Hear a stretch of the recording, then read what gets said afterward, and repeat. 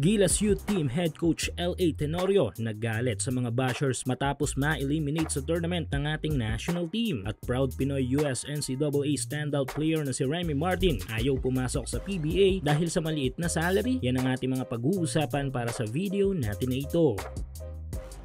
Tulad ng ating senior national team ay medyo hindi rin naging maganda ang kampanya ng ating youth national team sa FIBA Asia Cup Under-16. Sa apat kasi na naging laban ng Gilas Youth ay isa lamang ang nakuha nilang panalo dito. Yes, medyo masakit ito dahil nga ito ang may tuturing na Gilas Youth version na may pinaka-lowest performance sa history ng ating mga batang Gilas na nabuong kupunan. Well, hindi rin natin masisisi ang buong squad na ito ngayon dahil nga grabe din talaga ang pag-upgrade ng ilang mga national basketball team sa Asia. Itong Taipei at Bahrain ay hindi lang sa senior gumamit ng mga foreign players na sa kanilang bansa na namulat ng basketball, kundi pati na rin sa kanilang youth team. Though sa atin ay nagamit tayo ng ilang mga foreign look players, ay legit naman na may mga dugong Pinoy ang mga ito. Well, meron din naman tayong ilang mga malalakas na mga backup players mula sa Amerika na eligible sa ating national team as sa locals. Ngunit dahil nga sa mahigpit na sked ng kanilang pag-aaral ay hindi umayon sa mga ito ang pagkakataon. Bagay na nakapagpahina din sa ating national youth squad. Pero kahit ganun pa man ay lumaban naman talaga ang mga bata natin. Kaso nga lang talagang kinapos lang. Pero since mga bata pa nga ito ay mas marami pang pagkakataon upang makabawi sila sa ating pambansang kupunan sa Asian basketball scene. Pero tila hindi nga nagustuhan ng ilang mga fans ang naging performance ng Under-16 Gilas at talagang todo dismaya ang mga ito. Kaya naman bashing ang inabot ng ating national team youth squad na kesyo ganito, ganyan ang naging performance, mahina, di makasabay at marami pang iba. Pero di lang ang mga players ang pinuntirya ng mga kritiko, kundi even ang coaching staff, lalo na ang second time Gilas Youth head coach na si Coach L.A. Tenorio. Maliban kasi sa tila paghahanap ng mga bashers sa ilang mga mahusay na malalaro natin sa Amerika tulad ni Kai Payton at Brian Stevenson na inaasahang magbibigay ng malaking boost sa ating team, ay tinarget din ng mga kritiko ang pagiging bagong head coach ni Tenorio ng PBA team ng Magnolia na tila daw mas matimbang ang pagiging coach nito sa Magnolia kaysa sa Batang Gilas. Kaya napabayaan ng ating youth team na naging cause ng pagkakakuha ng bagsak na performance this Asia Cup. Pero di tulad ni coach team na mahinahon sa pagsagot sa mga kritiko dahil nga si Coach L.A. ay pinalaga ng mga ito. Ayon dito ay hindi daw puro Magnolia ang inatupag nito. Sana sinamahan daw siya ng mga kritiko araw-araw sa schedule niya para malaman kung paano siya magtrabaho ng 2 beses sa isang araw. Hindi daw katulad ng mga kritikong ito na walang inatupag kundi mag-cellphone lamang. At dagdag pa ni Coach L.A. kung wala naman daw sasabing mabuti tungkol sa mga bata, ang mga kritikong ito ay tumahimik na lang. Di daw alam ng mga ito ang sakripisyong ginawa ng mga batang Gilas. At ang huling banat ni Coach L.A.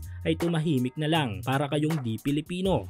Suportahan ang inyong paboritong team sa PBA, NBA at NPBL o kahit pa nga sa mga overseas league. Full details sa comment section. Samantala, proud Pinoy US NCAA player na si Remy Martin lumiban sa PBA draft dahil sa maliit na salary offer sa PBA. Maliban sa mga locals natin na inaasahan din na papasok this batch of draft ng PBA, ay inaasahan din na papasok ang magiging projected first overall pick sana na si Remy Martin, isang 6-footer guard na may tangan na elite point guard skills. Pero matapos nga ang deadline ng PBA draft list ay walang Remy Martin ang naisulat na pangalan. Ayon sa article ng Spin.ph sa panulat ni Sir Homer Saison, ay isa daw sa naging factor ng di pagkakasama ng pangalan ni Martin sa draft list this year ay ang mababang salary offer ng PBA. Max contract kasi sa PBA o veteran contract ay umabot lamang ng 7,500 USD a month o 420 pesos. Pero syempre mas mababa muna dito ang kanyang makukuha as a rookie, habang ang offer sa kanya sa Iceland ay nasa 10,000 USD o 560k in peso. Kaya di rin natin masisisi si Martin kung bakit lumiban this batch of draft. Pero ayon kay Martin ay option pa rin naman daw sa kanya ang PBA. At ang way upang makita natin ito sa ating pambansang liga ay ang isakripisyo ang mas malaking kita sa ibang mga overseas basketball league.